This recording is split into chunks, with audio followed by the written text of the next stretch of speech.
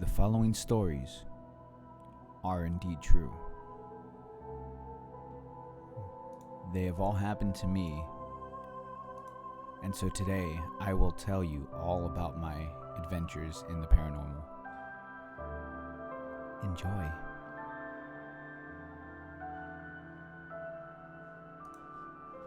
What's going on, everybody? Welcome back. Today, in the spirit of Halloween, I thought it'd be a good idea to tell my ghost stories. Because who doesn't like a good ghost story? I think it's something different, something fun we can discuss and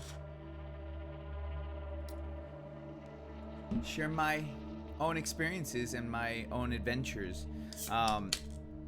Oh, that was weird. Oh, that was my phone. I was like, what was that sound? So, a little bit before we start,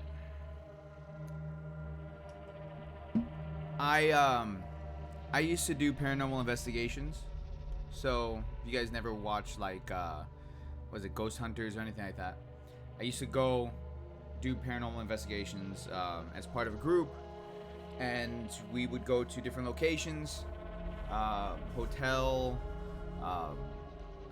houses, and just different various locations where we used to do investigations, and we used to in some cases go as a response to people who live there at the houses, and some things would go on at those said houses. So I'm going to share some of those stories. I'm going to share my stories. If we have enough time for everything, because some of these stories can take a little bit of time to talk about. And my wife wants to join too, but I don't know if you're going to be able to see her on camera or not. Probably not. So now it's going to be harder for me to talk about the stories. Why? Because you're here. It's not like you haven't told these stories and it's not I know. Experienced some of them. I know. Oh, it's hot. It's hot. And no, it's not hot because you just walked in here, although that did make the room hotter. I don't want to step on your feet. Okay. Warrior Gotex, what's up? I haven't seen you in a while. Snub, Halloweeny. Okay. Halloweeny.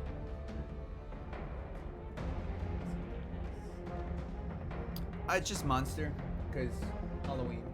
Oh, you're fancy. I'm fancy. Just got the pinky up. Fancy. So,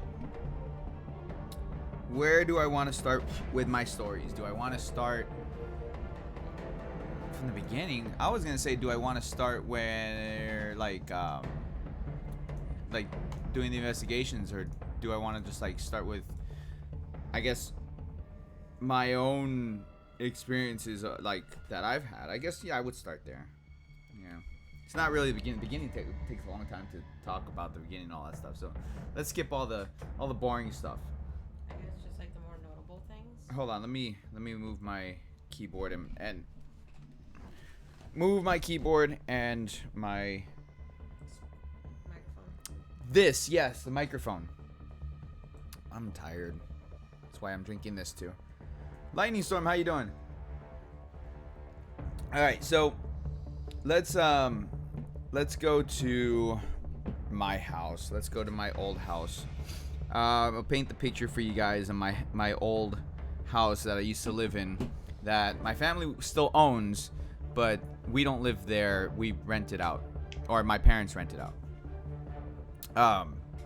So we're gonna start at the old house, and thankfully the tenants aren't watching this.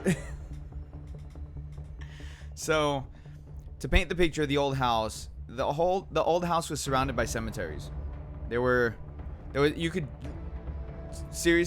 jump the wall and be in a cemetery for the neighborhood. So like, the house would be here. There's, the wall that surrounds the neighborhood in kind of like a U shape, and you could jump that wall and you're in a cemetery. Then I would say like across from that cemetery, like a little bit further down, across from that cemetery, there's another cemetery, and then next to that cemetery is another cemetery. So my house was surrounded by cemeteries. Now, so in my house, things would happen, things that were very weird, that it was hard to explain, you know, being younger, and my parents don't, like, they're just like, oh, you're just a kid. You're just a kid. Like, you know, we're not gonna listen to what you're saying about this stuff. So they just made fun of me for a lot of the stuff. And so things that would happen, to just to give you an idea, like I would see some random strange man in the house, like in the garage specifically, like in the middle of the night. I would go into the garage, turn on the light, and standing way in the back of the garage in the corner, not facing me, he was like facing the garage, like the big garage door. He was like facing the big garage door and just standing there. This man, didn't know who he was, just like I would see it, I'd turn the light off, close the door. And it would happen a few times. And I didn't know how to tell my parents, so I didn't. I kind of just kept that to myself. Then some other things started happening. And you just watched Parasite. I don't know what movie that is. But what's up, Cyan? How you doing? So other things started happening periodically. I would come home and the house would be hot and the AC would be on. And the thing about I guess the rules of ghosts is that if there's a ghost around, it gets cold. You know, you see that in movies and everything like that. You know, if you ever watch Sixth Sense, you know, it gets cold and you see the character's breaths. Yeah, that's yours. No, that is yours. You see the character's breaths and a ghost appears, because that's the rule that I guess cinema or entertainment has put when it comes to ghosts and stuff. But I have my own theory for ghosts. And the thing is that for a ghost to theoretically manifest itself, it takes a lot of energy to do that. And what happens when you start creating a lot of energy, you create a lot of heat. That's how heat is made. It's made by a lot of energy being produced by the atoms in the air. So with that, my theory is that if a ghost is truly trying to manifest itself, it's going to get hot, because it's going to take more energy to do that than cold. Now, the theory is that the ghosts are drawing the energy from the air, so then it gets cold around the air. That's the theory, because then that said air, that cold spot, doesn't have the energy in it anymore, and that's why it gets cold. But I feel like that they would be creating heat because of the energy, especially if it's a really strong ghost. So then they would go ahead and create the heat. The reason why I said that is because I would come home from school and I would be by myself. This was in high school, and I would be by myself because my brother would be in school himself or daycare or whatever. And so it was just me alone. My parents would be at work, and me by myself, I'd be on the computer or whatever, and all of a sudden it would get really hot in the house. And I look at the thermostat, and the thermostat was turned all the way to the other side. Okay, so like as if somebody took the thermostat, moved it, and turned it off. So I would go and turn it back on, put it back to the middle, like 70 something or whatever. And so then, shortly after, it would go all the way back. Like somebody, again, turned it back and turned the AC off, and it became really hot again. So it did a few times, and then I was like, you know what? I'm gonna go outside and play for a little bit, because I had a basketball hoop outside. So I was like, I'm gonna go outside and play. So I go outside, and that's it. Like I just hung out outside because it was just really weird to be inside the house when it would constantly, like the thermostat would constantly move. And so little things like that would happen here and there, and then it would start escalating. And I was about 14, something like that. And I had a dog. Her name is Floppy. She was a beagle. And she would sleep in my room with me. And so at night, weird things would happen at night. I would feel like there's somebody standing in my room, like in the corner, just staring at me. And I can't see anybody there, but I would feel like there's somebody there. And my dog, she would react to whatever was in that corner. She would stand up, the hairs on the fur on the back of her neck and on her back would shoot up like she's on guard and she's staring at whatever it is that's there. And I would feel very uncomfortable.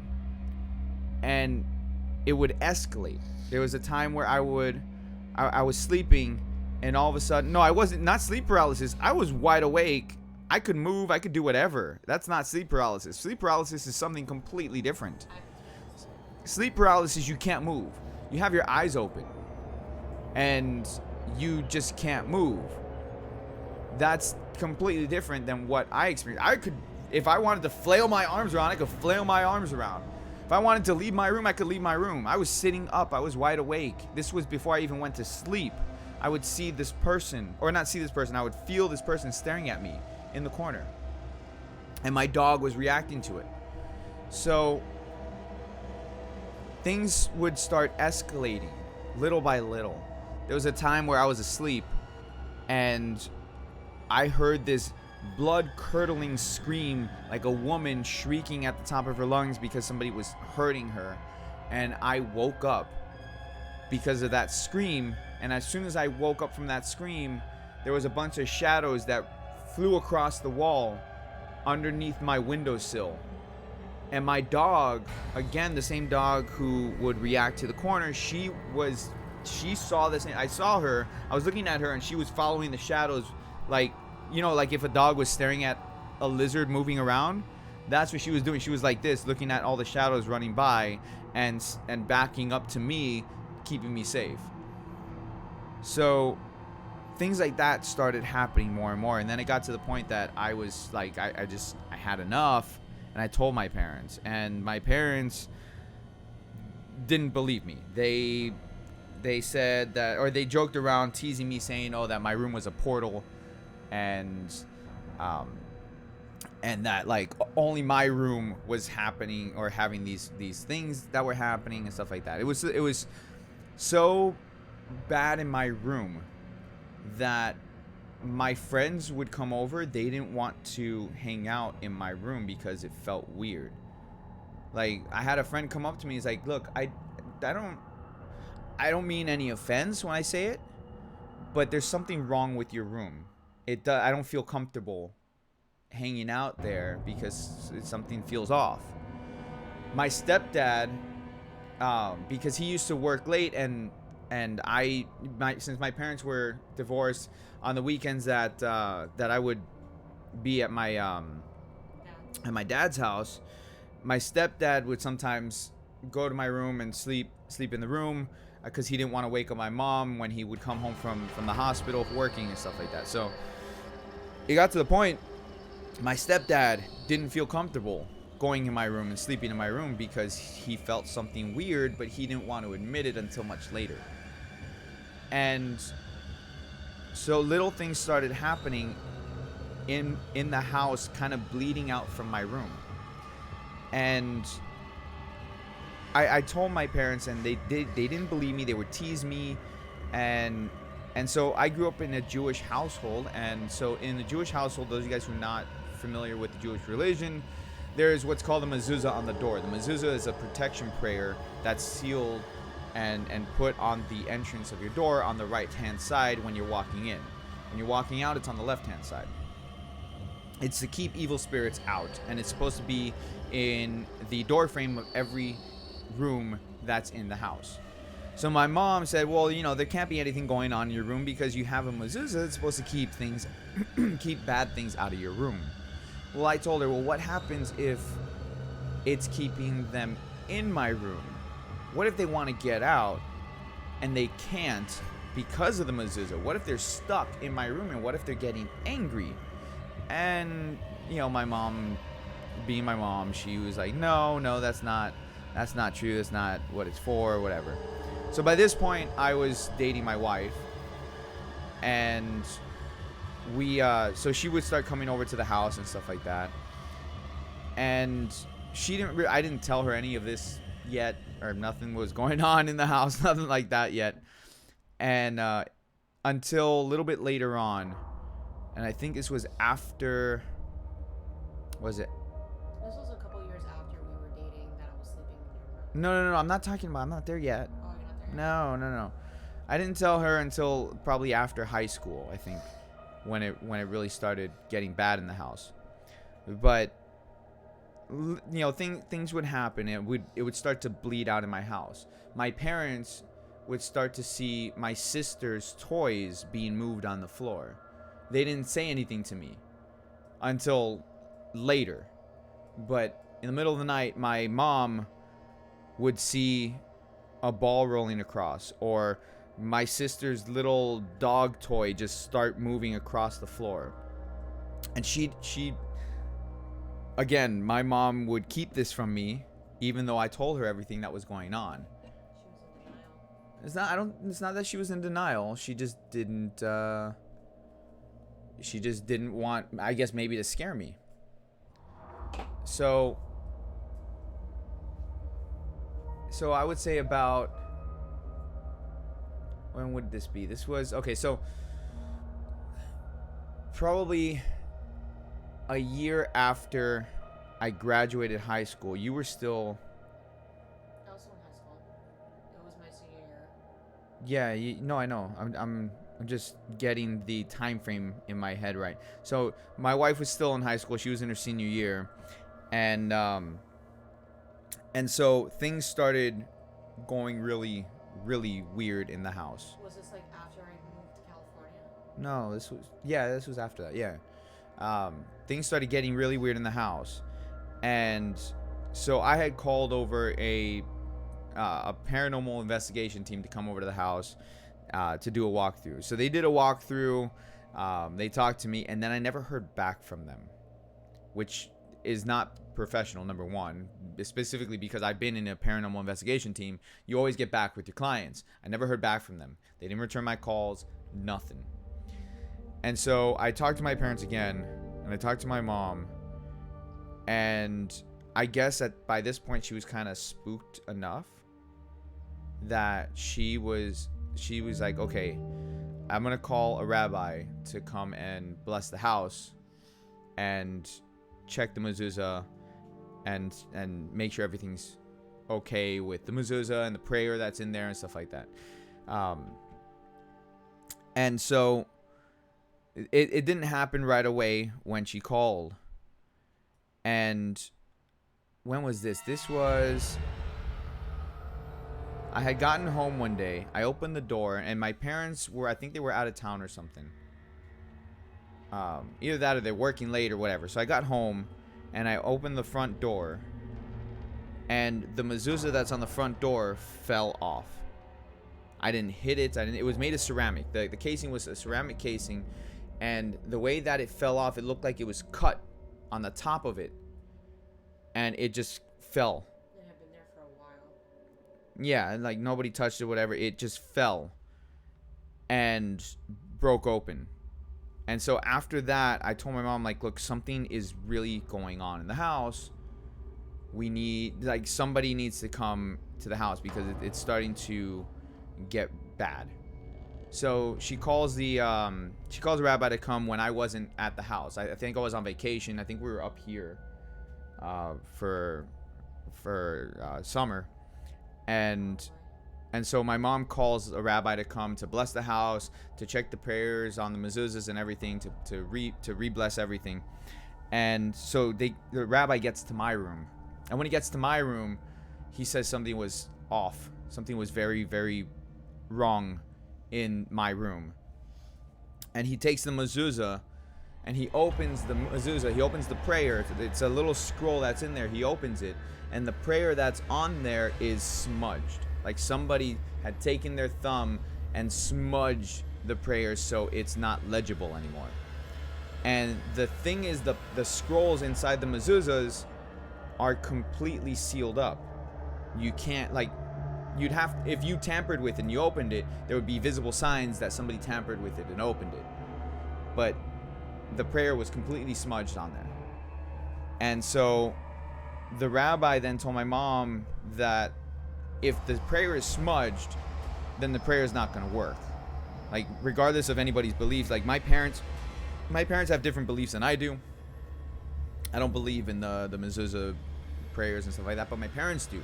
So because they believe in it, then, you know, in theory, it works for the house because it's their belief, it's their home. Yeah, Bluey, what's up? So the rabbi said because the prayer is smudged, it's not gonna work. He needs to re-bless the room. He needs to re-bless the house. He needs to put another mezuzah on there with a new prayer scroll in there. So he did that. And after he did that, after he took the one that was smudged down and he put a new one and he re-blessed the house, then things in my room were better. But things... Hey, Bluey, welcome to the family, son. But things in the house were not. At that point, whatever was in my room left. Oh, Jesus, that was loud. That was loud. Bluey, thank you for the host. Appreciate it. So, at that point, everything that was in my room was free to leave because it was no longer bound or restricted by the prayer that wasn't working. So now things were happening more in the house as opposed to my room. And then at this point, my great-grandmother had passed away. And my wife was working now. She wasn't in high school. We both had graduated, and it's not relevant. And so we weren't home all the time. And that gave you a heart attack. That only gave me a heart attack too. And so at this point, my great-grandmother had passed away, like I said, and things started getting really weird. My mom inherited my great-grandmother's sewing machine. And in the middle of the night, I would find my mom in the garage sewing till 3, 4 o'clock in the morning. And she started watching a whole bunch of scary movies with us. I don't know why she started doing that. But anyways, she went through this period that she was sitting in the garage 3, 4 o'clock in the morning just sewing. And I would go up to her and I'd be like, Mom, what are you doing? It's late. And she wouldn't respond to me. She would just keep sewing. And my great-grandmother, she was a seamstress. She worked in a sewing shop with my grandmother, which is my mom's mom. And so they worked there for a long time. So the sewing machine that my mom inherited was from that shop. It belonged to my great-grandmother. And so my mom, for lack of a better term, was acting possessed. She would just sit there sewing all night. And I confronted her about it too. Hold on, I gotta ban somebody.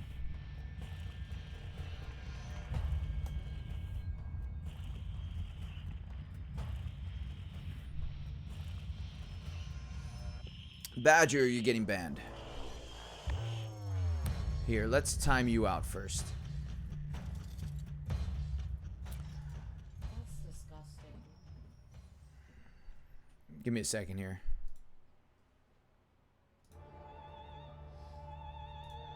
Alright, so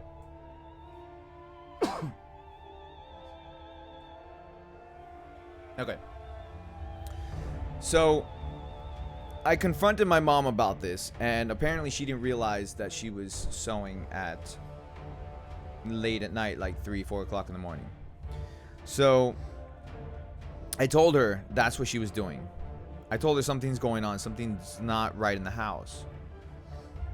And that's when my mom kind of opened up to me. She told me that she saw that same man that I saw in the garage.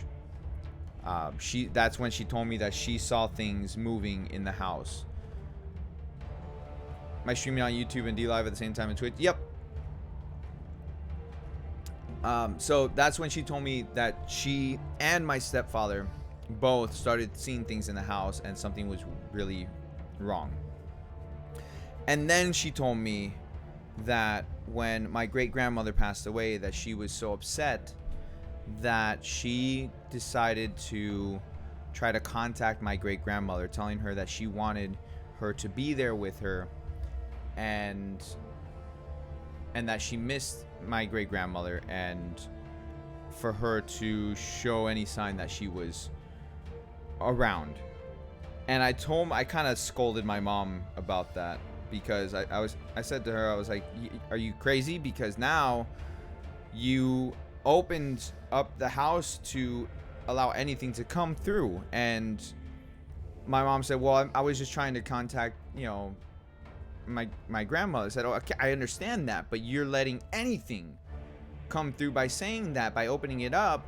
And hell, like, you're in the garage at 3-4 o'clock in the morning, and you don't even know that you're doing it. You don't even know that you're just sitting there sewing on the sewing machine. So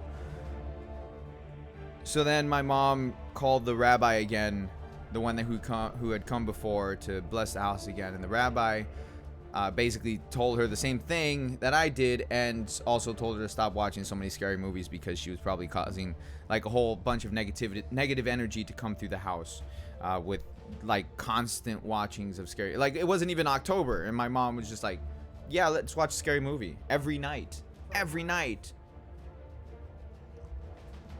Was it a whole month? It was a whole month. I thought it was longer than that. Made us watch a scary movie every night for a month. I thought it was longer than that. Oh, well, whatever the case is.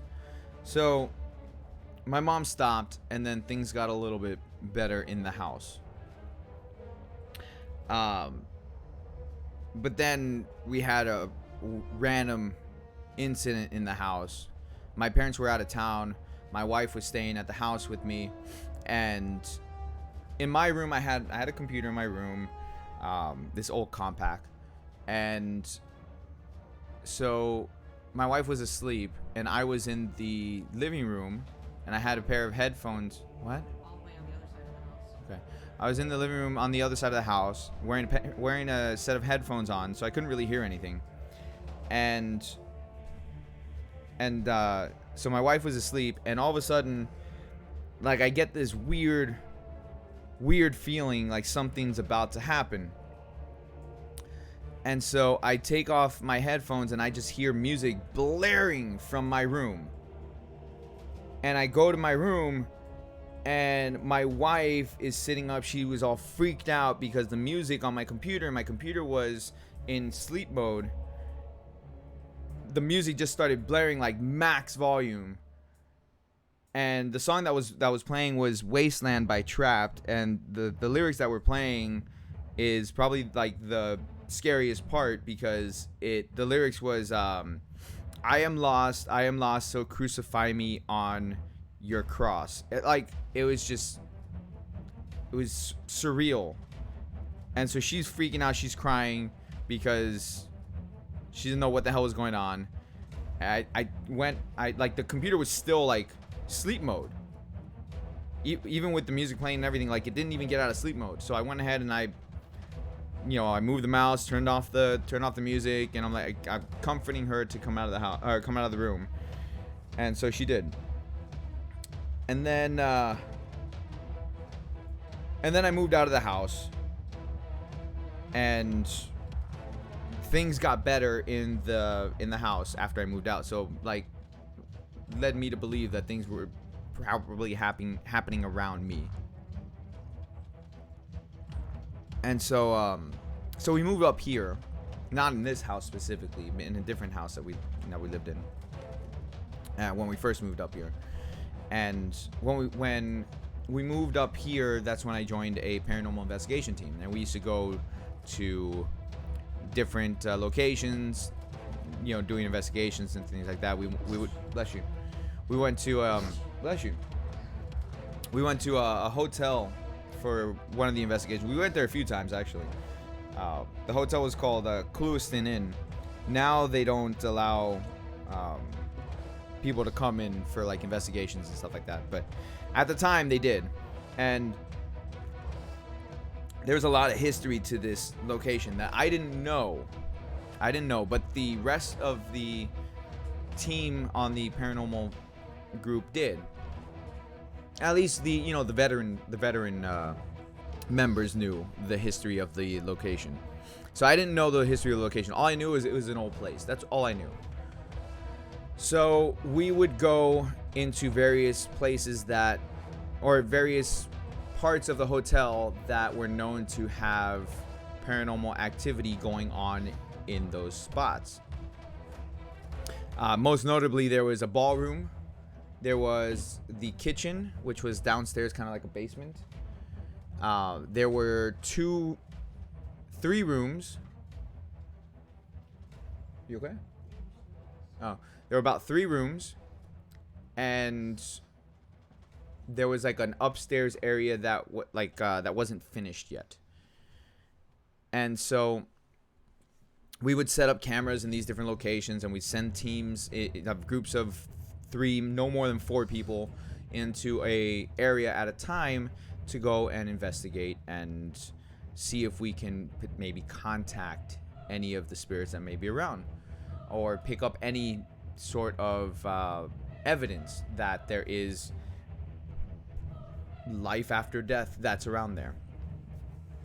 And so on my first investigation in that area, we went to the ballroom.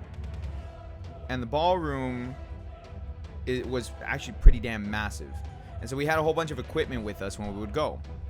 We had EMF meters, we had voice recorders, cameras, we had I can't remember all the equipment names, but we have basically a different meter besides the EMF meters. The EMF detects the electromagnetic fields, as well as it had a temperature meter on it. And we had a different meter that I can't remember what it was. It had lights on there, and then the ghost the spirits could use the lights to communicate with us for simple yes or no type questions. Mauricio, what's up? And so in the ballroom, we set up all our equipment, and there were cameras that were feeding to the central area where we had our computers and everything else that was around there, as well as we were live streaming this as well. So if people were watching the live stream, they could see every single room, what was going on and stuff like that, and chat with the people who were in the command center, to tell them, hey, this is going on. Oh, I see this on screen and stuff like that. So us being in the ballroom, we were trying to contact whatever was around there.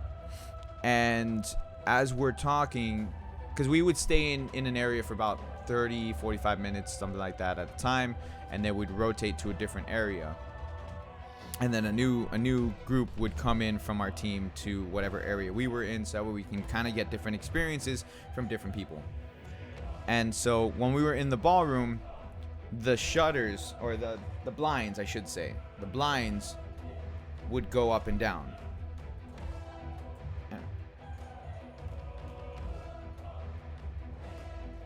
Okay, so the blinds would go up and down by themselves. Not like really super fast. It was kind of subtle. If we weren't paying attention to it, we probably wouldn't have noticed them doing that. So at first I thought I saw it move, and I kind of brushed it off. And then again, I look at it and notice it was in a different position. So then I moved the blinds. I moved the other blinds.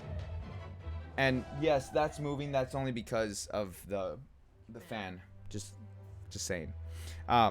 So I noticed the blinds move, and so I shut the blinds, and I shut the other blinds, and it was like there were blinds all over the ballroom. And so I told the group that I was with, I was like, hey, hold on. Pay attention to the blinds. They're moving. And so everybody just got quiet for a minute. We're looking at the blinds, and we see the blinds slowly moving, changing position, going up or going down, and it was so subtle that if we weren't paying attention, then we wouldn't have noticed. It wasn't like a violent move or anything like that. So we go and like we look at the footage of the area that we're in, and we can see the blinds, like the blinds weren't normal, like they didn't have strings. It was I want to say it was like wooden or plastic, I can't remember. And you had to move it up or down to open or close the blinds. Or like not open and close it, but to allow sunlight to pass through or whatever. So looking at the footage, you could see the blinds start moving and stuff like that, which was kind of cool. Kind of cool to see that, especially like after I like put it into a certain position and then like they would just move again. And so after that, we rotate to the kitchen area, and then the kitchen was different. In order to get to the kitchen, they had to kind of warn us, and not when I say they, I mean the lead investigators, because they've been there before, and they had to tell us the history of the kitchen. There was a chef, the head chef, who had passed away in the kitchen, and apparently he was very racist and sexist, and he did not like women working in his kitchen. He didn't like women being in his kitchen, and he didn't like Hispanics. He didn't like white people either. And so in order to get into the kitchen, we had to ask permission. Especially if you were a woman, you had to ask out loud if you were allowed to be in the kitchen, or if not be allowed, but if they can come in the kitchen, and then you go into the kitchen. So down in the kitchen, which was kind of weird, it wasn't like a normal kitchen area. It wasn't like if you go into a hotel, you walk into the kitchen area at the level floor. Like this was like down in like kind of like a basement looking area going down into the kitchen. And if you did not ask for permission to get into the kitchen, then things would get violent in the kitchen. And so in order to avoid any accidents, we had to ask for permission. So going to the kitchen, the EMF meters don't work because there's too much electromagnetic fields around that area, being in a basement-like area. So it interfered with that sensor. So that's out of the question. The temperature gauge we could use, we put a baseline for the temperature gauge just to see how hot it was in the kitchen. It was about like 80 something degrees in the kitchen. And then our other meters as well, which it's gonna bother me, I can't remember the name of the meters, but the other meters worked as well. And of course our video recorders and our cameras and everything else like that was fine. So going into the kitchen, things got weird. I felt very weird in the kitchen. I did not like being there because I felt like I was being followed. And at the time, I didn't know that the chef who had passed away was racist towards Hispanics. And me being Hispanic, I didn't know that. So I was down there with the group, and I felt really weird. Like every area of the kitchen that we went to, we were being followed. And as we were into the further, I guess, the pantry area of the kitchen, we hear loud crashes going on in the main area of the kitchen. We go over there and we see the pots and pans that were hanging swinging around on top of the kitchen. The knives that were on the wall were now all over the counters. They had been moved in the area, and we have cameras there that you can clearly see nobody was there moving the knives, and nobody was moving the pots and pans. It got really heavy in the room, for lack of a better term, and I was not comfortable. I didn't feel scared. I felt very, very uncomfortable. You know how that you got that? So if you ever have that feeling where you're just standing around and you feel like somebody's staring at you, like staring at the back of your neck. That's the feeling that I got.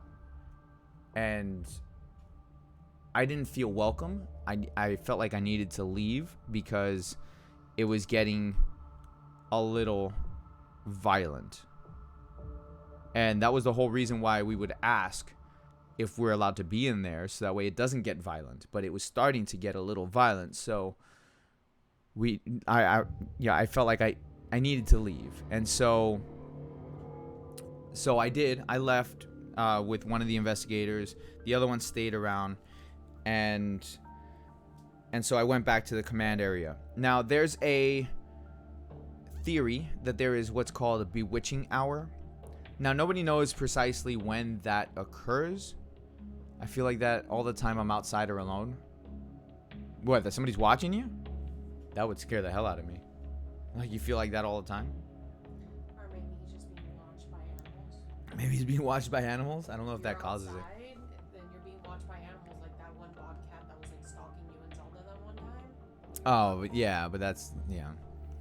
So, there's a theory, what's called the bewitching hour. And the bewitching hour is a specific time in the day where activity is more likely to occur than any other time. It's not known what time it is precisely, but we hypothesize that it's anywhere between 1 a.m. to 3 a.m. or maybe even 4 a.m. You know, time zones, time differences, things like that. And the reason why we hypothesize that is because during that time, people are asleep. There's less activity going on in that area, or in any area really, in a city or a town, because people are generally asleep. So there's less electronic interference, there's less radio waves, there's less things to interfere with the energy of a spirit or paranormal incident. So that's why, you know, it's hypothesized that the bewitching hour would be anywhere between 1 to 4 a.m. So meaning that most of the activity that we would get on film or on digital recorders and any sort of evidence would be around that time. So we go to the different rooms around specific times, and on a future investigation, you okay? On a future investigation in that area, we went to another room. And in that room, oh, okay, good. It's 10 a.m. here. So in that room that we went to, the lead investigator who was with us in that room, she told us a little bit about the room. She didn't tell us everything. She told us a little bit about the room because she wanted to see if maybe we could figure it out ourselves, or maybe one of us could figure it out. So in that room, she told us that there was a child who had passed away. And the child likes to play games. And so the best way to get the child to interact is to have fun in the room. Instead of, you know, if you ever watch any of those ghost shows or whatever, they try to intimidate the spirits, calling them names or whatever, to try to get them angry to show themselves or make themselves known. But in this case, she said, no, we're going to play. We're going to have fun. We're going to play some games or whatever, because it's a kid. You know, the kid's going to want to join in on the fun. So we had cards. We were playing Go Fish. We were tossing a ball around the room. And we were just talking, having conversation, having fun. All the while we had our digital recorders running. We had the cameras going and everything like that. And while we didn't catch any evidence on the cameras, our digital recorders did catch stuff. We heard a child laughing, playing, having fun with us while we were in the room, tossing the ball around. There was a point that one of the other investigators missed the ball, and so like she went to go get the ball, and you can hear a child laughing because she missed the ball, like she didn't catch the ball.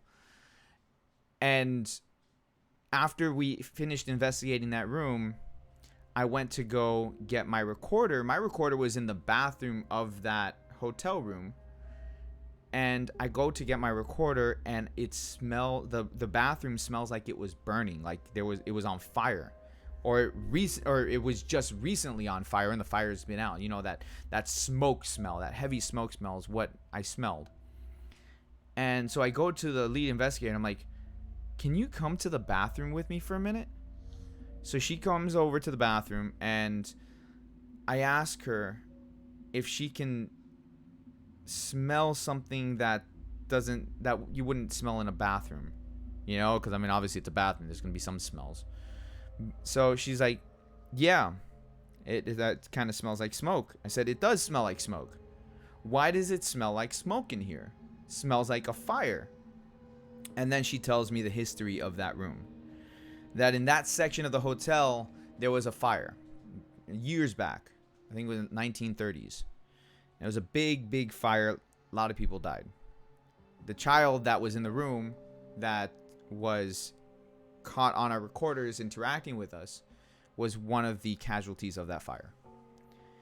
And that's why she didn't tell me everything about the room, because she wanted me to see if I could pick up on anything that might have given it away.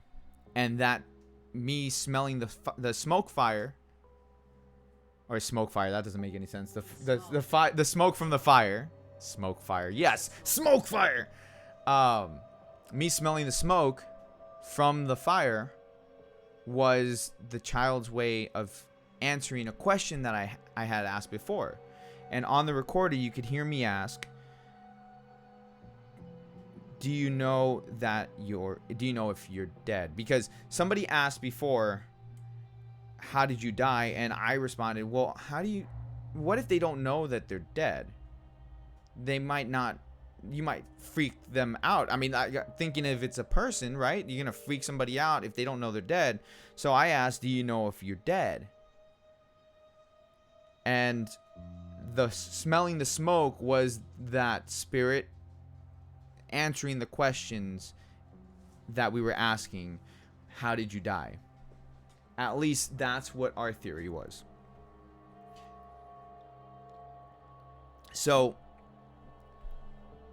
I see you looking at that and I see you pulling down your eye. I'm like, what is going on right now?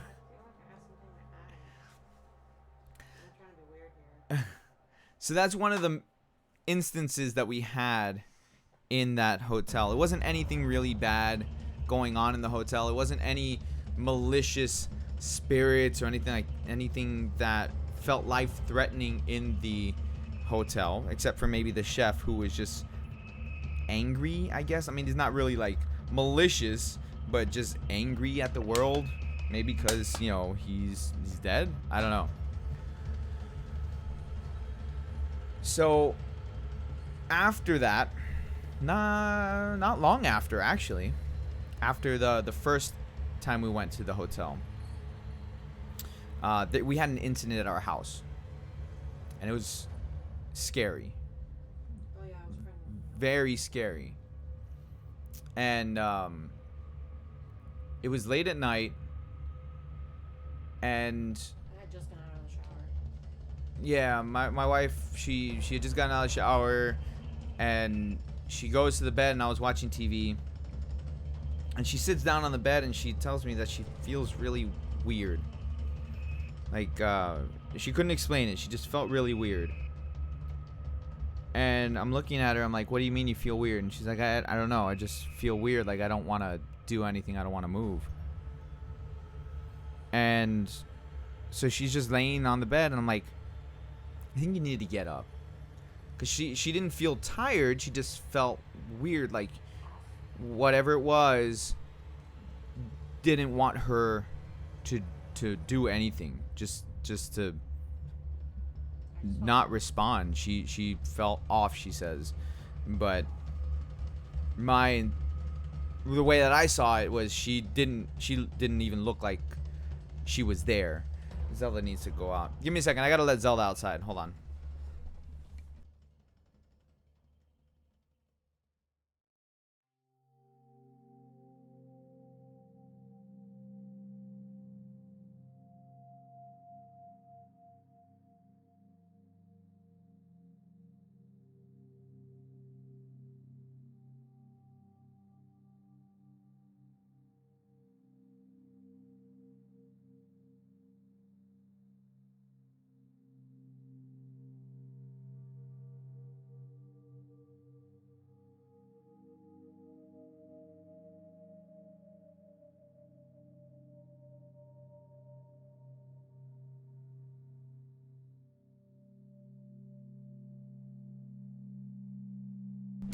All right, I'm back. So at the time we had Zelda now, and Zelda was still young. She's probably about a year, something like that. Yeah, she was about a year old. And so we were living up here. And so, not when I say up here, not this house, different house. I was pregnant with Naomi too. Yeah, and we were expecting our first child. And don't say names here. And so my wife, she looked like non-responsive. So I told her, okay, you need to get up. Let's get you off the bed, and let's just walk around or whatever. Like, so she got up, we left the room. We hung out in. We had like what was that room called? The office. Yeah, but it has. The den. It was a den. Yeah, so we had a den. Because the house that we lived in was a 3-bedroom, 2-bath with a den and 2-car garage. So in the den we had my computer and everything else set up in there. And so we were in there for a little bit, and then she felt better. She said she felt better. I said, okay, we'll go back to the room. So we go back to the room, and she sits on the bed, and all of a sudden she just starts acting weird again. But this time kind of even more. And I'm like, are you okay? And she didn't respond to me. She was laying down, but she was awake. She just didn't respond to me. And all of a sudden Zelda jumps on the bed, goes right up to my wife and starts growling, like trying to protect her. And my wife kind of snaps, like almost like she was asleep, but she wasn't. She kind of just like snaps like that. She looks at me and she just starts freaking out. And Zelda is freaking out. Zelda's barking, growling, and I had my eyes closed, and you were like, honey, honey, honey. And then when I opened, your face just looked okay, well, you had your eyes open. Maybe you felt like you had your eyes closed. That's what I said. You had your eyes open, but maybe you felt like you had your eyes closed. So Zelda, she's barking and growling. And so I grab my wife, and I'm like, snap out of it. And I pull her off the bed, and Zelda comes with us. And Zelda's freaking out, growling, barking at the bed area. And we get out of our room, and we go to the kitchen area. Zelda's still like being extremely protective of us, barking and growling at our room, at the kitchen area. And we go to the den, and we close the doors to the den, and Zelda's in the den with us and still staring outside of the den, because it was like French doors, but so they were see-through glass doors. And so Zelda was staring out at those doors to the kitchen area. And I asked my wife, I'm like, what happened? And she was like, I don't know. I just, all of a sudden, your face looked warped, like it wasn't you, like it was something else.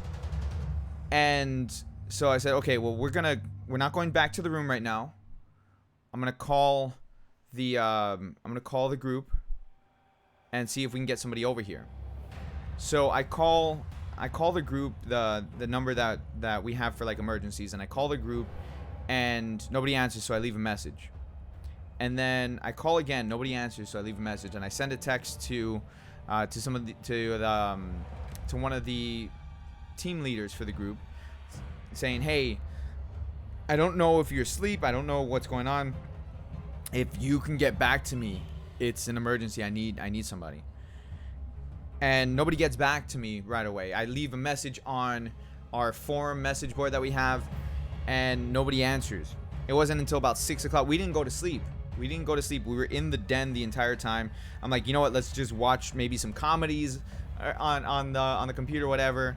And so that's what we did. We just watched movies, stayed awake, waiting for a phone call or somebody to return my call or contact me back. It wasn't until about 6 o'clock in the morning where I finally got contacted back from the team leader that I texted, saying that, hey, he called me and he said, hey, sorry, I just got your message right now, and what's going on? So I tell him what's going on. He's like, the weirdest thing, the phone never rang when you called, and we didn't even have a voicemail from you.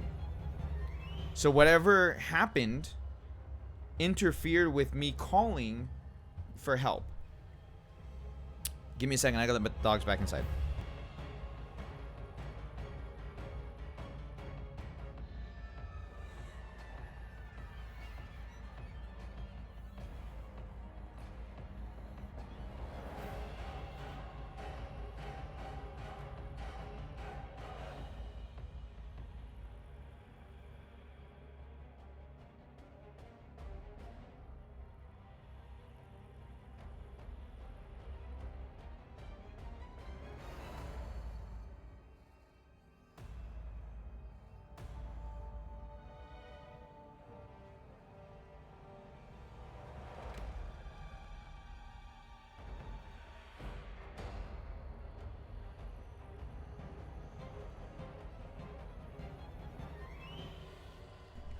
All right, I'm back. So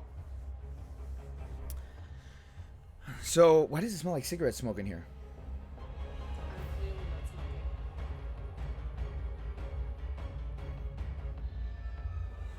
I don't smell like cigarettes. I smell like I know you don't. It smells like cigarette smoke in here. So anyways, I tell him what's happening, and so he says, okay, well, he's gonna contact, or he's gonna let his wife know when she wakes up. His wife was one of the other team leaders, so that way she can come over to the house, see what's going on, because she's a medium, and I mean, she's more than a medium. She's a very spiritual person, and so she comes over at nighttime because she had to work during the day, and so she comes over.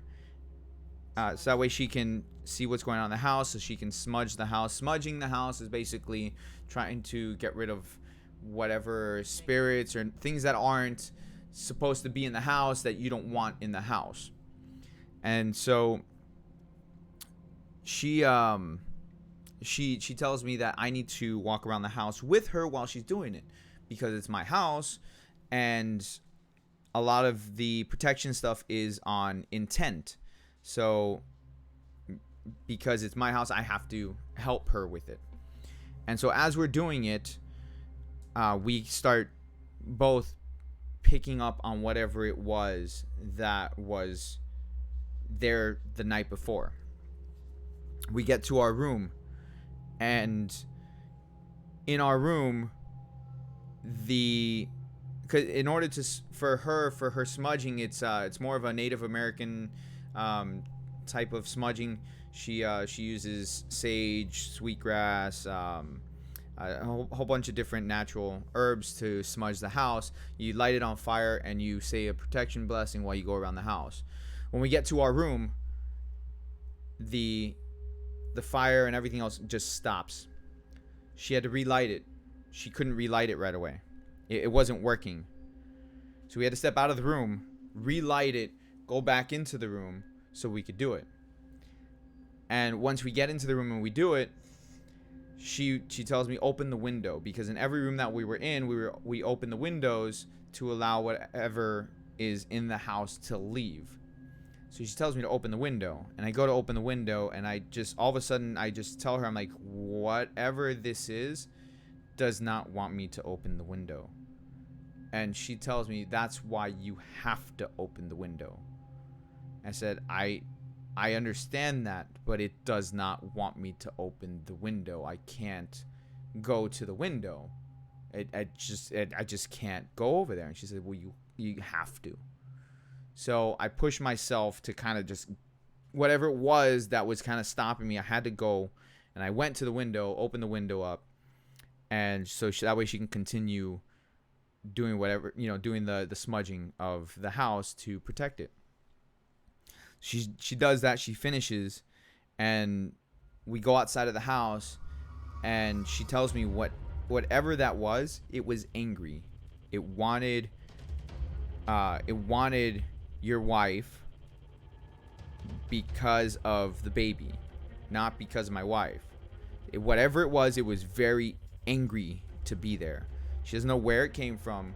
She doesn't know if it was picked up from one of the investigations. She doesn't know if it was already there to begin with. Whatever it was really, really angry. So she says it's not there anymore. Not to worry about it. It's fine. And if there's any more issues, then just let her know. And so from that point forward, we didn't have any more issues in the house. The house was fine. We did have like an investigation in the house afterwards. And we didn't really pick up much in the house from the investigation. That was just kind of like, there was some stuff, but it wasn't a lot to do much. Gamer Goblin, what's up, man?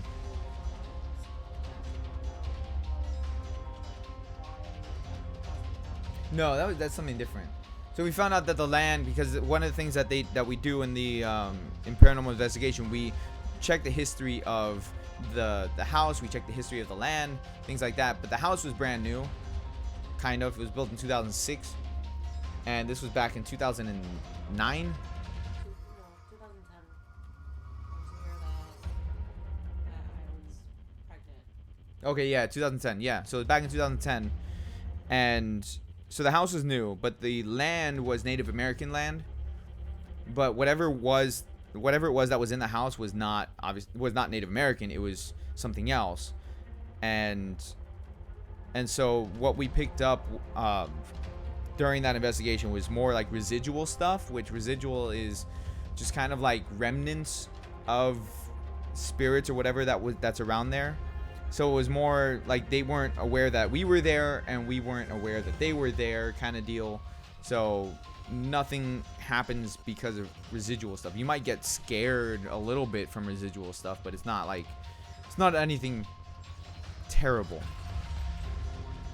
But terrible happens sometimes in different places and houses and stuff like that. And we did get a call that was one of those situations. That was not a good one. That one was a really rough situation.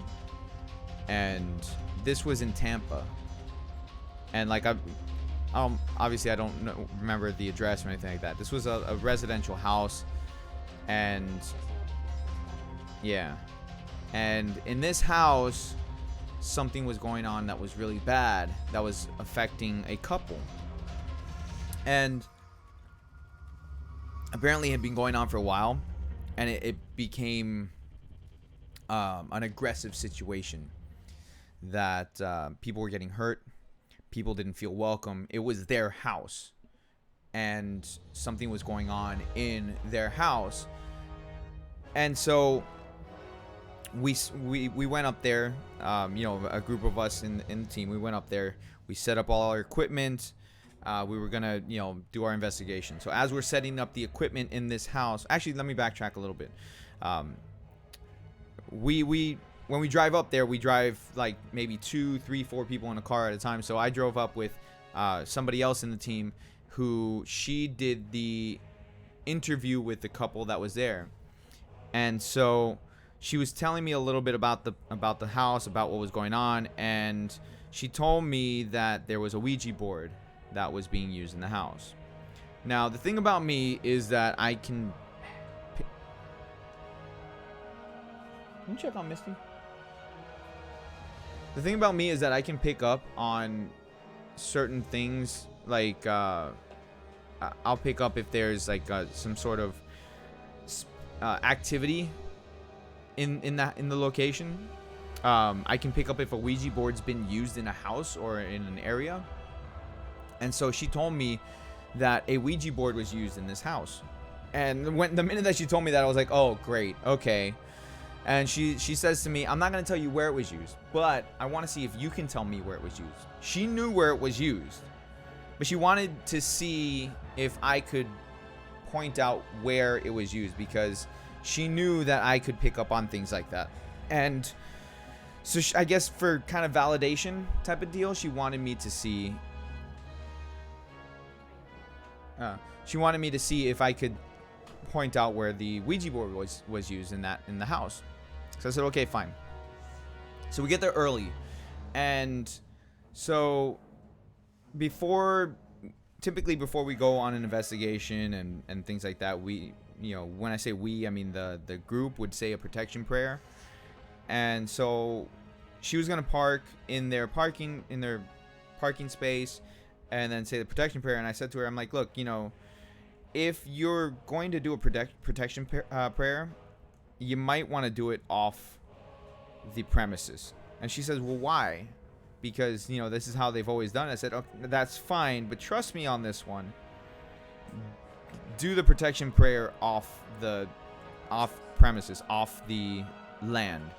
So we parked across the street in a neighbor's house and said the protection prayer there, and then we went into the house to set up for the investigation and stuff like that.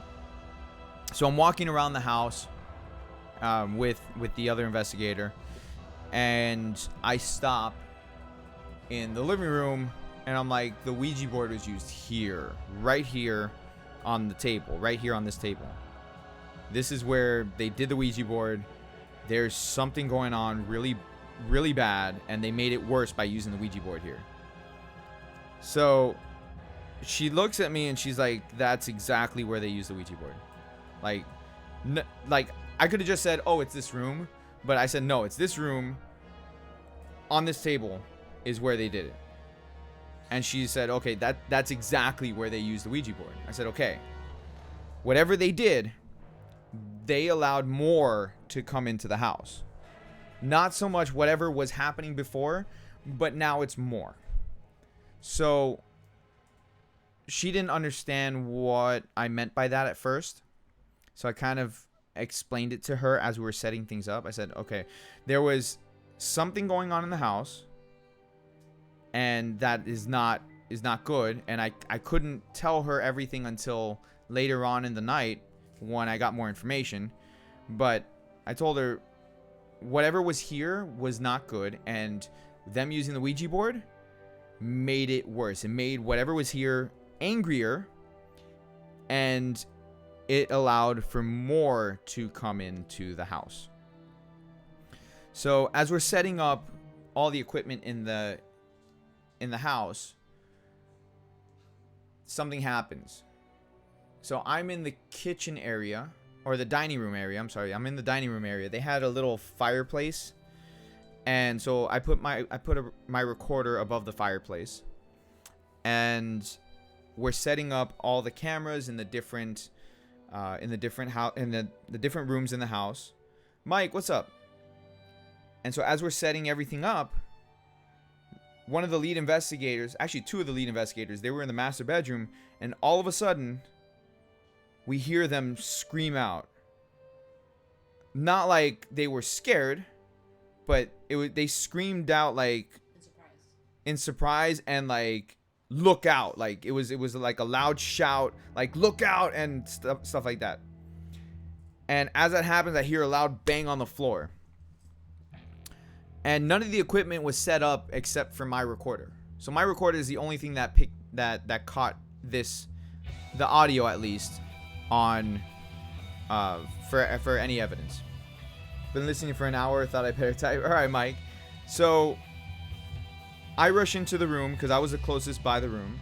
I rush into the room, and then the other investigators rush into the room. And as we're in the room, we see the two lead investigators pale. They're just like speechless, and they're staring at a broken bedpost that was flung across the room. This bedpost, the amount of force needed to break this thing, the way that it broke, is hard to explain. So the way the master bedroom is set up, it was actually a pretty big master bedroom, and it was a king-size bed, and the king-size bed had 4 posts, so it was a 4-post bed. And the posts themselves were... Give me that box, please. Okay, so the 4-post bed was about the size, if you were going to draw a circle in the box, It was about that size. Okay, so bigger than my hand is the total. I was gonna say diameter, but width. No, diameter is a better word for that because width is more like. Anyways, so the total diameter of that, the part that broke off, was bigger than my hand, and thank you. And so this thing, this bed post, snapped off and was flung across the room. It wasn't like it had a hair crack and it fell over. It wasn't like they bumped into it and it fell over. This thing was heavy. This thing was a solid piece of wood. It snapped and got flung across the room. Whatever was there did not like us being there. It didn't want us there. It wanted us to leave, and it was doing its best to make it very clear about that. So, regardless, we kept setting up the equipment because that was what we were there to do. Regardless of whether that thing wanted us to be there or not, didn't matter. We were there to do a job. We were there to help people. So, we continued to set up. And this place had so much activity going on. There was so much energy around this house that throughout the investigation, people were actually visibly seeing things with their eyes. They would see bright orbs. Not those orbs that you see in a picture. That's really dust or bugs. This was like it. If somebody took a light up ball and threw it in front of you, that's what it was. People would see that throughout the house. They would see it outside in the backyard where a lot of us were, so we weren't contaminating evidence. There was so much going on in this location. And so as the night went on, because we were there all night, nobody slept, we were there all night.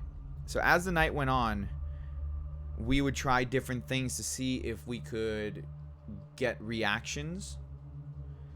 And so we would take the girlfriend in, see what would happen if the girlfriend was there. She told us where she felt most of the activity going on.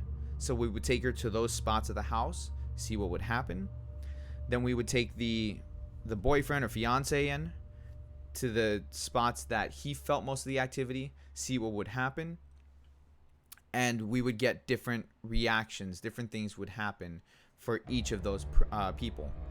For the girlfriend, when we would take her inside, we actually didn't get that much happening.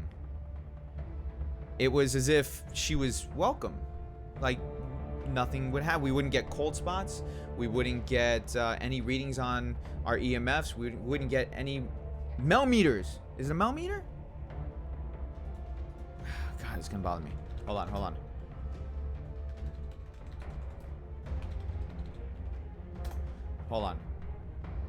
There's the EMF. Oh, it's gonna bother me. Sorry, it's really gonna bother me with the yeah.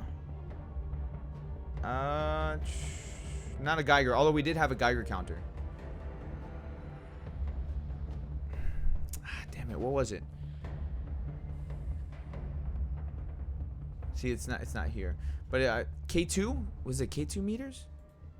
I think that might have been it. K2 meter, thank you. I couldn't remember it off the top of my head. It's a K2 meter. It's K2 meter. So I think I'm gonna have to ban somebody else. Keeping an eye on the chat, just so you know. If I have to ban you, I'm gonna ban you. Keep the chat clean, please. So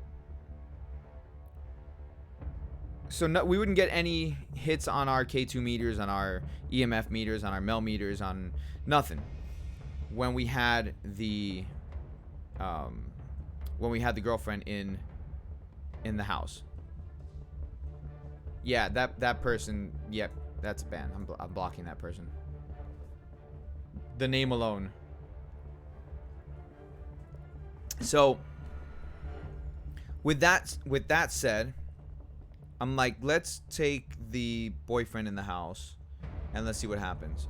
I want to see something, because I have a feeling whatever's bless you. I have a feeling whatever's in the house doesn't like him. So we go to the house, we go to the different spots. We go to the master bedroom is the first spot that we go to, because that's where we had the post snap off. So we go to the master bedroom. And as we're in the master bedroom, we ask our questions. We try to see if we can get any hits on our meters or anything like that. And all of a sudden, I start feeling that feeling on the back of my neck. Somebody's watching us from another room, because the way that the house was set up, you had the master bedroom, then you had a walk-through closet, and the walk-through closet led to another small room. It was a really small room, like almost, I can't even explain it. Like, it's not, you can't put a bed in there or nothing. It's just maybe a dresser or something. It's not a closet. No, it's not a panic room. It was a weird room. It's just out of place. It's completely out of place. It was like a hallway, but closed off like a room. It had 3 doors. Hold on. I'm gonna go on Twitch, because that person should have been banned, and apparently Twitch didn't ban him when I did. So give me a second. Let me go over on Twitch, because this person's just being vulgar, mean stupid. Twitch didn't ban him when I did. Huh? Don't worry about it. Mod you. Say something again. Mike, say something again. Cause I can't see the past chat on Twitch. Twitch is weird.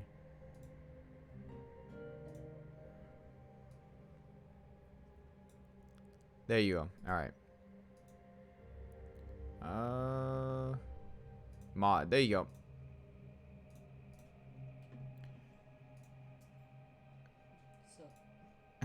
Well, now I'm gonna keep Twitch open. Now I have DLive, Twitch, and YouTube open, just so I can monitor everything, because people are like really stupid. All right, so thank you, Mike. Appreciate it. Okay, so where was I? Oh, the room. Okay, so the way the room was, it was like a joining point for the rest of the house that wasn't needed. It was so weird. It was so weird. Because you had that room would lead to the living room. It would lead to another room, which was an actual room, but it was small. Like, it was, if you like Harry Potter's like little like. If you were to draw a line from this speaker to the wall, like, it would cut off this much of the room, and it'd be really small. You could fit maybe a small toddler bed in that room. And it had a closet. It was a really, really small room. You didn't tell me about that. Yeah. So this room, the room that was in between of those, so you had the master bedroom that led to a closet, a walk-through closet, not a walk-in closet, a walk-through closet, because the closet had two doors, and then you had where you hang the clothes. There's a walk-through closet that led to a joining room that had 3 doors. One door led to the living room. Another door led to a small room. And then the door that was through the closet. That's weird architecture. Okay. So I'm like, okay, let's go to the small room. Because whatever it is that I feel is staring at us wants us to go to this other room. Wants us to go to this small room. Because... And I'm getting chills talking about it and remembering this, because this is one of the things, and this is why I kind of said what I did in the beginning. Because there's no way of getting out of that room besides going in there. Well, that way, right? Well, hold on. This is why I said in the beginning that the way that media spins things, as far as you get cold spots and the room gets cold if a spirit shows up. But my theory was and is that if a spirit really wants to show itself, it's going to get hot in the room and draw the energy to create the heat. This is the moment that validated my theory for many years. This is the moment where we felt something that didn't feel like a regular spirit. It was something that was stronger. It was different. And when I say stronger, I mean like it knew what it was doing. It was intelligent. It knew what it was doing. It knew who we were. It knew why we were there. And it did not want us there, but at the same time, it wanted us to know something. It wanted to tell us something, whatever it was. It wanted to tell us something. So we went to the other. I told the group to come with me, but the problem was that the room was too small for all of us. There were 5 of us. It was 4 investigators and the boyfriend, fiance, whatever. The owner of the home. No, he wasn't the owner. The owner was the girlfriend. She was the owner, which is why I felt like she was welcome in the house, which is why I felt like nothing occurred with her in the house, just him. Whatever it was didn't want him, didn't like him being in the house, and it was trying to make damn sure that we knew that. So because the room was small, I was like, look, we can't have everybody go in the room. And the thing is, I wasn't the lead investigator of this investigation, but because whatever was going on, I was picking up on it. They're like, okay, well, who's going in this room? I said, well, obviously he has to come in the room with us. When I say he, the boyfriend, he has to be in the room with us, because whatever's going on is around him. He needs to be in the room. And we're saying, like, we're having this discussion without the boyfriend hearing us, because we didn't want to influence anything from happening or any, things of that nature. So we stepped outside of the house to have this conversation so we can kind of make a game plan. I said, okay, I want to be there because I need to see some things. I need to just verify some questions and concerns that I have.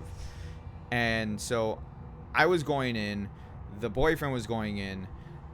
One of the lead investigators who was one of the ones that we were closest. When I say we, like my wife and I, this is Gary. He was going in with us because he is typically a shield. The way that he is, he subconsciously puts up a barrier to protect the people that he cares about. And so I kind of wanted that protection because I felt like something was going to happen in this room. And so he was coming with us. So then there was one other person I was going to have come with us, which was the person that I drove up with, because she was the one that interviewed the couple. Red. No, that was Joe. Oh, yeah. So the 4 of us went to the room. And as small as the room was, we sat in a circle. We put all the equipment in the middle to pick up like the K2 meters and for the digital recorders to pick up any sounds. I told the group that I wanted everybody to have a temperature gauge or a thermometer, not thermometer, an ambient temperature gauge in front of them, and we're gonna spread out in the room as much as possible. I want the boyfriend to sit next to me, and I'm gonna put the temperature gauge in front of him, and not in front of me. So we're sitting in the room. We have all the lights completely off, and we start our investigation. We start asking questions, and we're getting hits. We're getting communication through the K2 meters. We ask it to communicate through the K2 meters and try to spike it to the red, because there was 3 colors on it. You had green, yellow, and red. Red being the strongest hit, green being the weakest. So we asked it to make sure that it hits all the way to the red, if at all possible. And so every question that we ask, we try to ask in a yes or no so we can get a yes or no answer. And so we would tell it to hit it on the red for yes, or to hit it on the green for no. And every time that we asked a question, we would get the answer. So then somebody asks, can you make the room cold? And I said, I have one better. Can you make it hot? And everyone looks at me, they're like, why would you want it to make it hot? I said, because it would take way more energy to create heat than to create cold. So I want the room to get hot. And I asked, can you show me on this meter right in front of the boyfriend how hot you can make it? So as we're talking, as I'm asking that question, the temperature on that meter that's in front of the boyfriend starts to go up. The room was about a 70 something. So obviously with 4 people being in the room, in a small room, the temperature is going to go up. So as we had already been sitting in the room for a while, the temperature was sitting at about an 88 to 82 as the regular temperature, with us being in there for now about 20 some odd minutes. So when I asked it to make it hot, the temperature started going up. It got all the way to 95 degrees on that gauge. Not on any of the others that were on the other investigators that were spread through the room. Just on that specific gauge in front of the boyfriend did it get to 95 degrees. And I told him, I'm like, I told everybody to look at the meter, because I'm not, like, you could just go off of what I'm saying, but I wanted them to see it as well. That way we have more people to verify what is happening in this room. It went to 95. Everybody saw it. And it stayed at 95. Whatever it was did not like him being there. Then we started hearing pounds on the walls. We started hearing the door in the other room moving, like that creaking sound that a hinge hasn't been oiled in forever. We heard that, but it wasn't like an overly exaggerated creak that you hear in like a movie or something. It was audible enough that we could hear it. Nobody else was in the house except us 4. We would hear footprints. We would hear footsteps, thank you, in the living room. Things started going, I don't know how to explain it other than crazy in the house. Yeah, it just got overly active at that moment. Whatever it wasn't alone. There were other things that were there. Huh? It wasn't the house settling. No, it wasn't the house settling. No.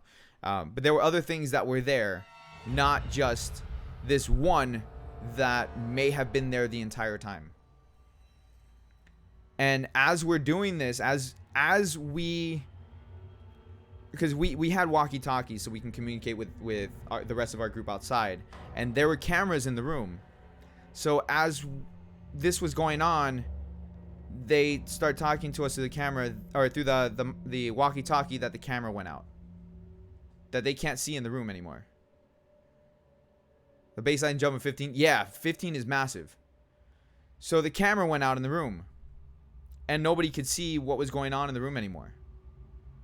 So everything at that point was our own experience combined with shit. Oh my god. That scared me. Cooler. I saw that they had donated, but then the freaking GIF. Dude, why would you even put that? That was for last night. Yeah, but this is now, and that scared the crap out of me. People were donating last night. It scared the crap out of me. Yeah, well, See, and that's why I didn't come in here, because that would have totally stressed me out. I was already stressed out here, and he's screaming all the way from the other side of the house. I'm in the bathroom. I'm like, yep, nope, I'm not even participating. I'm just gonna move. Oh, cooler. Thanks for that. Appreciate it. That was not right.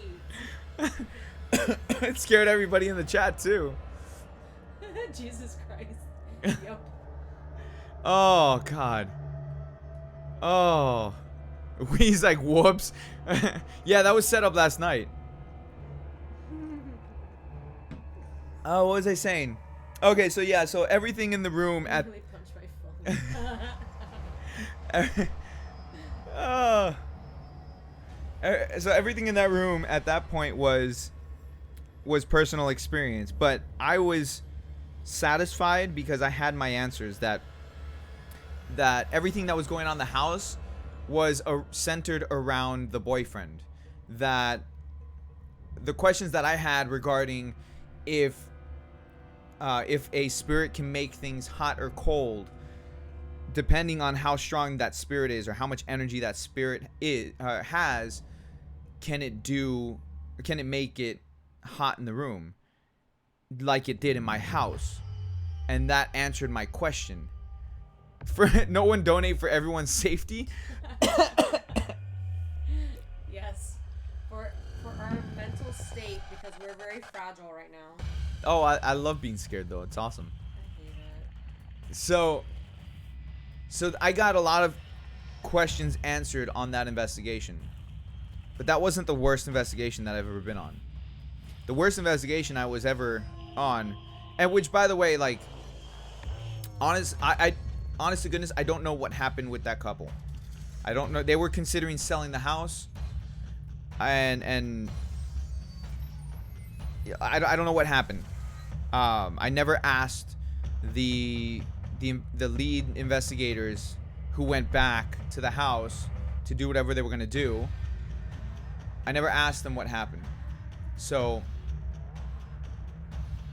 but that wasn't the worst investigation I've ever been on. The worst investigation I've ever been on was actually really close to home. This was the investigation that actually stopped me from investigating. After that one, I no longer did it. I don't think you told me this one. I did tell you. Yeah, it was right there across Lee Boulevard. In those model houses? Yeah. Okay, I don't remember. Well, this was the investigation that stopped. This was my last one because it was too intense. It was too much. It's real. It was too real. Not that everything else that happened before wasn't, but this one was way too much. And so we had gone to do an investigation at a realtor's office that is no longer there, by the way. Now it's Goodwill. I wonder if anything happens at that Goodwill. But anyways, we went to a realtor office. And at the realtor's office, one of the reasons why we went was because someone had passed away recently. And it was her office. And so they wanted us to go and do an investigation because weird things started happening after she passed away. Phoenix, what's going on? So we're like, okay, well, we're going to go. We're going to set up and everything. And besides the realtor office, which I didn't know this until we went to do the investigation.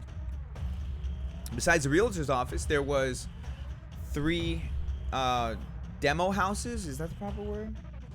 Model homes. There were 3 model homes that the realtor's office owned.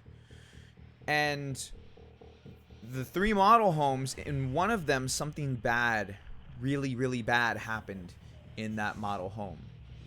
Very bad. And when I say very bad, a woman was raped and killed there. A few years prior. It was a really bad situation, and so that's why they never sold the house or anything like that. It became a model home for the realtors to show the house, how the houses would look if they were going to construct the houses and stuff like that. And so I didn't know this until it was time for the investigation. And fuck. Jesus Christ! Screw your safety. Mike! God damn it. Oh no. Jesus Christ, dude. Mike! Screw your safety. I saw that little thing right there was a solitaire. I'm like, why does it say that? And it was that stupid gif. So yeah, we didn't know or I didn't know the history of that house until it was like investigation time. And so we're in the realtor office. We set up our equipment and stuff like that. And this realtor's office, it's huge. Like, it's massive. It doesn't even look like it was actually that big until you walk inside. There's the main office that then splits off into a long stretch of like other offices, and it's creepy. That long stretch is something out of a horror movie, with all the lights off, all the power cut, and the only thing that you see is the glow of the exit sign, like the red glow that the exit sign does, that fills the hallway. And you have like the doors open in that hallway leading into the different conference rooms or offices. It was really nerve-wracking to just stand in that hallway by yourself, even with a flashlight. I think having a flashlight makes it worse, because it's like you're straight in a horror movie. And so we split into different groups. You had one group investigating the main office or the front office area. They didn't have the lights on at all. No, there were no lights except for one area where we had our home base, our home camp setup, which was in the main office area off to the side by the kitchen area. So we had all our equipment there. We had our equipment running lines from there and stuff like that. So that's the only spot that had any sort of light. And so we had one group investigating the front office area. We had another group investigating that long stretch of hallway with the different offices. And then we had two more groups investigating the model houses, which you had to leave the office, walk around back to the model houses, and each of the model houses were 3-bedroom, 2-bathroom, 2-car garage. Like, they were all the same, but they were set up differently. So like they might be inverted or whatever. So that's how we had the investigation set up, and then we would have people on rotation. So I started in the main office area, and we did our walkthrough investigation around there, seeing what was going on. We saw our fellow teammates' office that she had passed away. We saw her office. She passed away. I think it was cancer. And so we investigated that area. And then as time went on, like everybody rotated around. So then I went with the group to the long stretch of the hallway that looked like it's from a horror movie, and we were investigating there. Meanwhile, there was another group that was investigating in one of the houses. And while I'm there in this long stretch of hallway with 3 other people, and we're investigating and not really getting much, we hear like a couple footsteps, we hear like a couple bangings and stuff like that. Like the footsteps could have been echoed from the previous room. You know, we couldn't really count the footsteps or anything as evidence.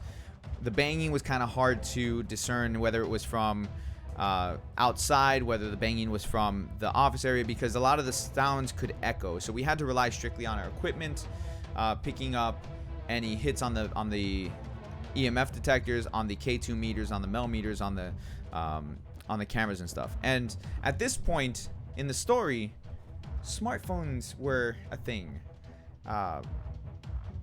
So I had on my phone an app that basically had pretty much just released. Yeah, it was called a ghost radar, just simple name for it. Yeah, it was almost like a Doppler radar, but it could pick up, using your phone sensors, it could pick up different fluctuations in the environment. So I had that, and I wasn't the only one who had that. There was another investigator who also had the same Ghost Radar app on a different phone than my own. So that's going to come in handy for the later part of this story. So we're in the office in that long stretch of hallway, and other than the uneasiness feelings that we were getting, there wasn't really much to go on as far as actual evidence until it's my turn to go to the houses. So we go to the first house, and the first house, it felt different. It felt completely different than the offices. It felt completely different than anything that I've ever been around throughout. This is what now, 2-3 years that I was doing this? Kelly wasn't born yet. 2 years. You telling me not to say names. Oh yeah, my bad. So 2 years. You stopped before she was born. So you stopped before you started doing the band stuff. You started doing the band stuff. We were living in the new place, in the duplex. In the duplex when you started doing the band stuff. So you stopped doing. No, she was born already at that point. She was born at the moment we were living in the duplex. Right, so she was born at this point of the story. So it was about almost 4 years. Yeah, it was almost 4 years. So imagine Ghostbuster themed Android phones or something. So okay, so He was actually a Ghostbuster. Not quite. More like Winchesters. You're investigating, but you're not there like getting rid of the. Also high. All right, so we go to the first house, and it felt like nothing I've ever felt or encountered before. It was different. It didn't feel threatening. It just felt different. It was very, very heavy. Like if you ever go into a really heavy fog, you can't see anything. It's hard to breathe because it's just too much humidity. If you take in a deep breath, like you just get kind of choked up a little bit. That's kind of what it felt like. It was just very heavy in the first house. We get to the second house. We didn't even go to the third house. We get to the second house. The second house was the house that the woman, the incident happened. I'm not going to repeat it. So the second house is where the incident happened. Don't bring up the winch. We're not caught up yet. I keep telling my wife we can watch it here, but we haven't done it yet. Yeah, we gotta start it this weekend. So anyways,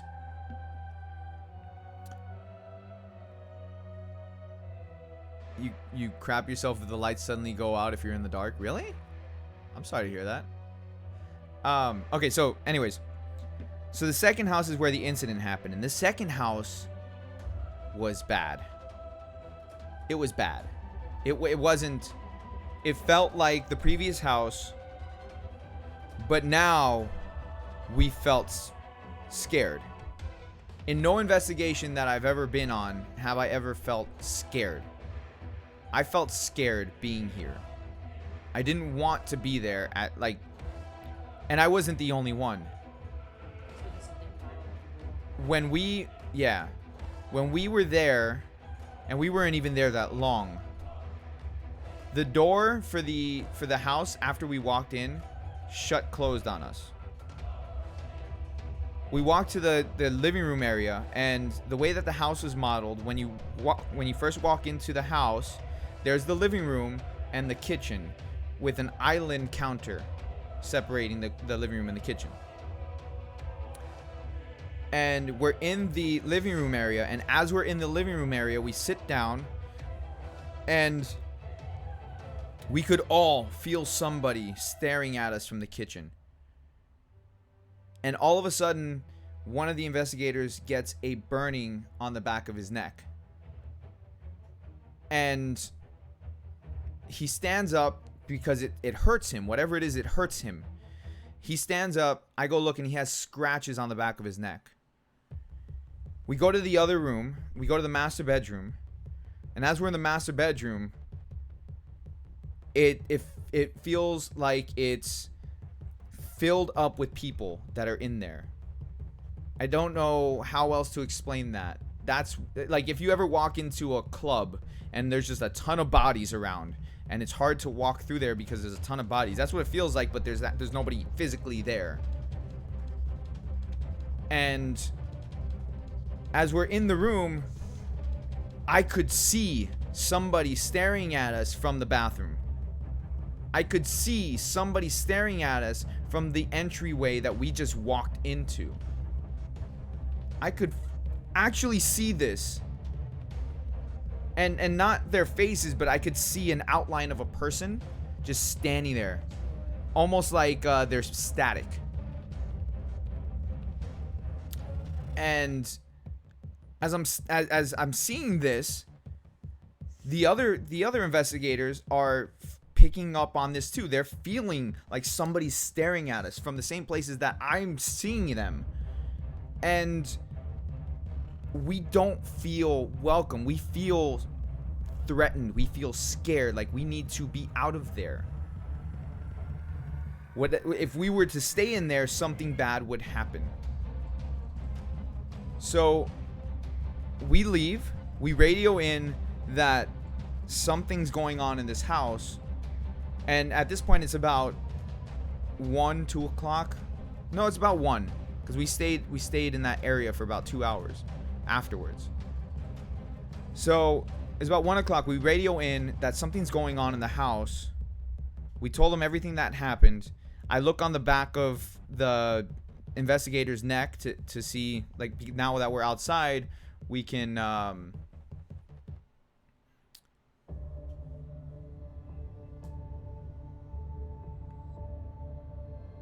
Sync, I don't know what you're talking about. They're saying a story. Okay. Sync, can you stop, Sync? Like we're not getting stupid on stream. Can you stop? And someone was asking what shoes are you wearing? Oddly enough. So anyways, I look on the back of his neck and he has scratch marks on the back of his neck. He wasn't bleeding, but they were there. So I find out, I like as we go back to the home base area in the real estate office, we kind of regroup because of what just happened in the other house. Because everything that was going on in there, we didn't feel safe. So as we're there, we're all talking, and I find out that the previous investigators that were there were threatening the spirits, entities, whatever you want to call it.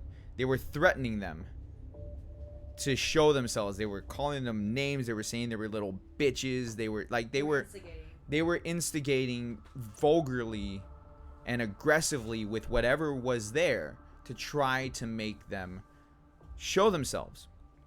Well, they didn't show themselves for those investigators. They showed themselves for my group that went in after them. I got really upset because that's not how we would do things. And these other investigators that were with us at the time, they came in from further north in the state. They were like, actually no, they were from out of state. And they were like guests to investigate the area with us because they knew the real estate agent that had passed away as well. So that's not how we normally did operate in the group. We wouldn't try to instigate by threatening or trying to make them angry to show themselves. We did other things because the thing is, like, if you do that, you're not the one who lives in those areas wherever you're investigating. So if you do that at somebody's house, you don't have to deal with that after you leave. The residents have to deal with that after you leave. So that's not how we worked. And so I got really upset because that's not how we were trained to do things. And so after talking for a little bit, we decided we're going to go back to the house, back to that where everything was happening. But this time we're going to take a larger group with us. We actually took about 8 of us to the house with us this time. We took more equipment and we were ready to go. At that point, when we walked in there, it was worse. It was so much worse than it was before. The minute you walk in there, you don't feel welcome. It's like going into a room of people where you just picked a fight with, and now everyone's angry at you. Kind of, yeah. Like you go into the bad neighborhood by accident type of deal. And as we walk in there, all of us walk in there together. We go to the master bedroom.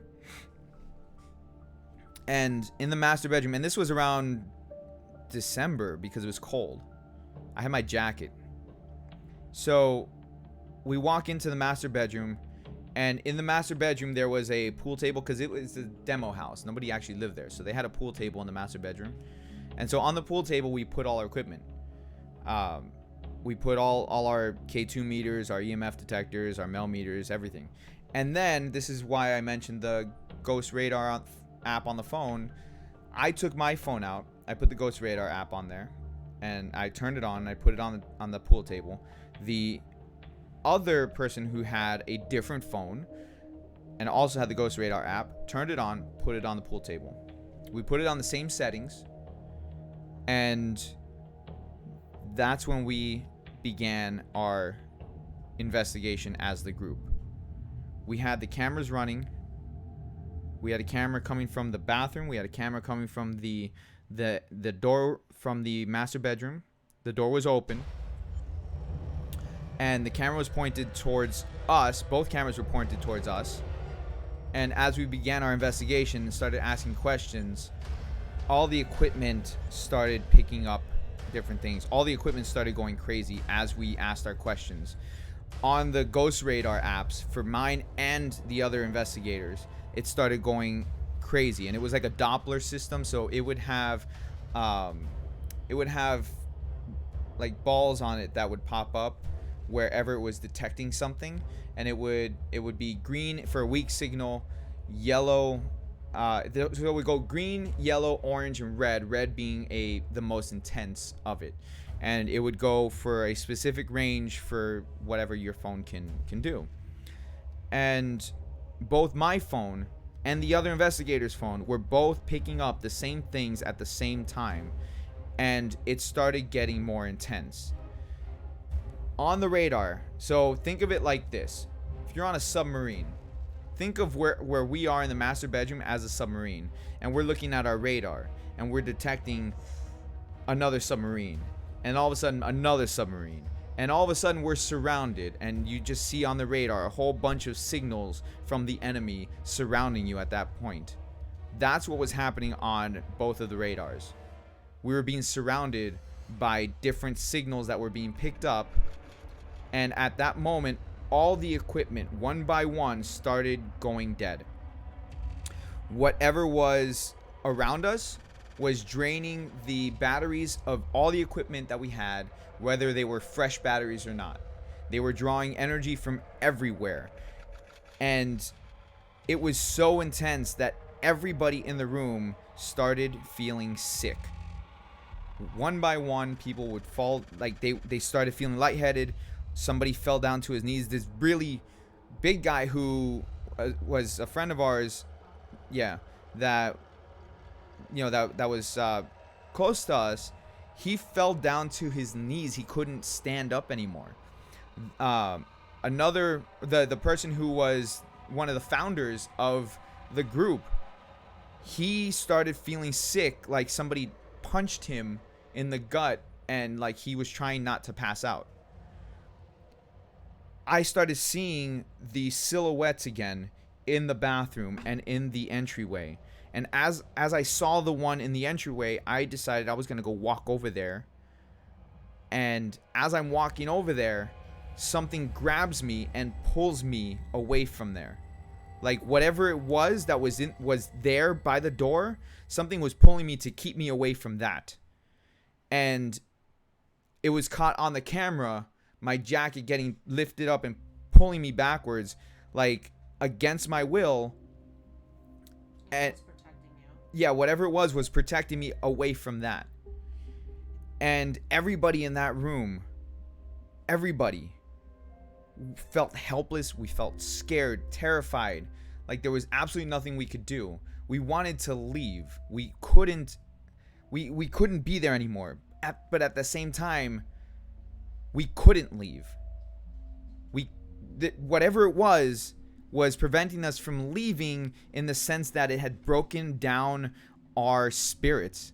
Like we were so terrified that we didn't want to leave because we were scared of what was outside of the room.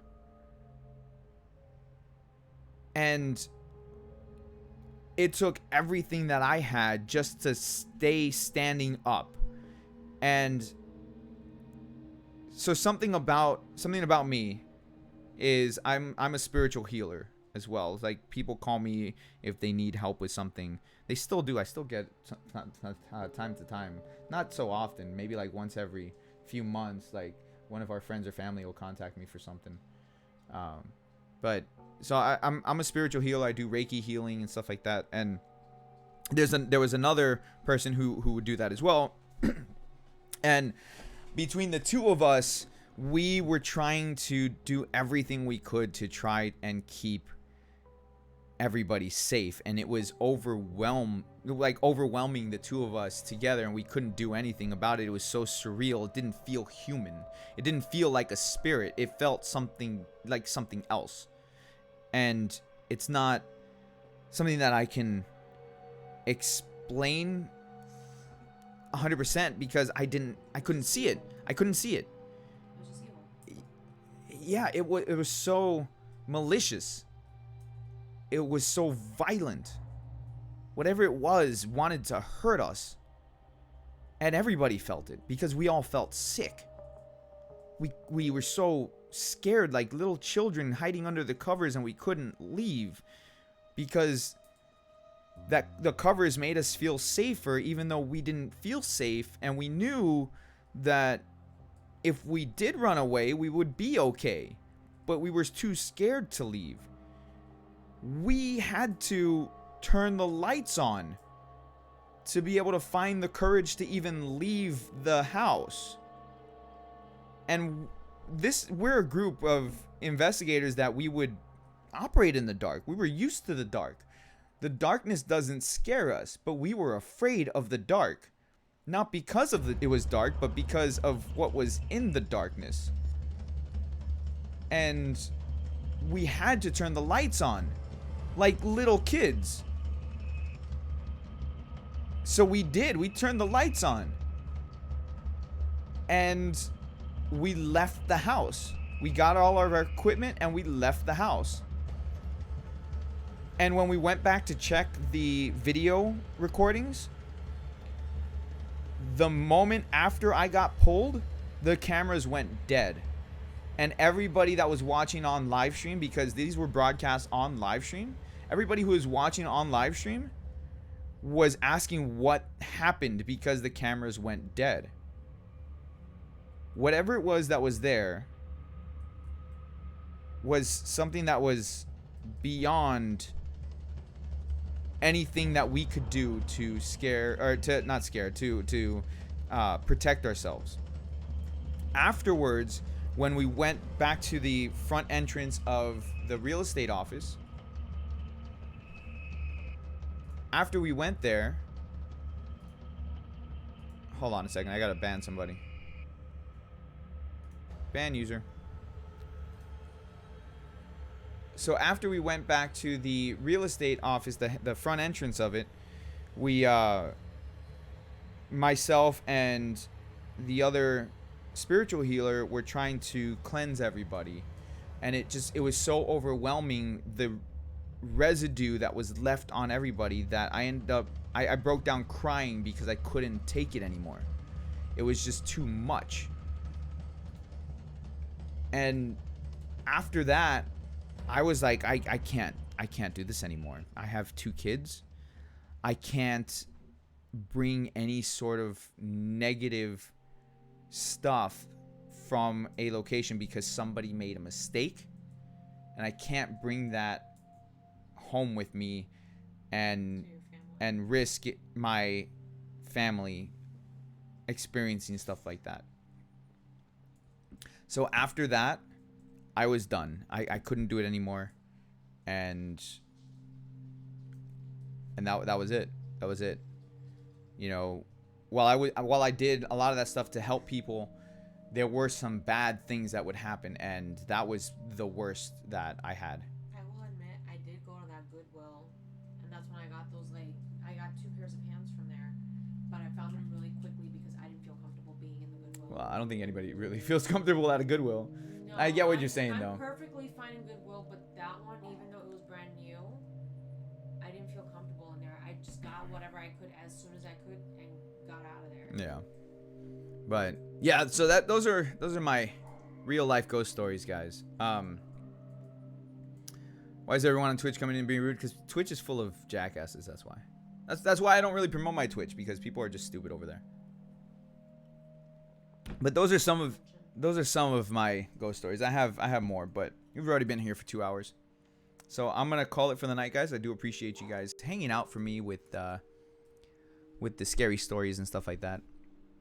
Not really so much scary, just some of them real life were scary, but my real life stories. I appreciate you being here. It means a lot. You guys have a good rest of your Halloween. For those of you guys who still have Halloween left, there's my wife waving by. And I'll see you guys tomorrow. You guys have a great rest of your day. You were late? Yeah, you were late. But you can always watch the playback. So I'll see you guys tomorrow. Peace out for now, guys.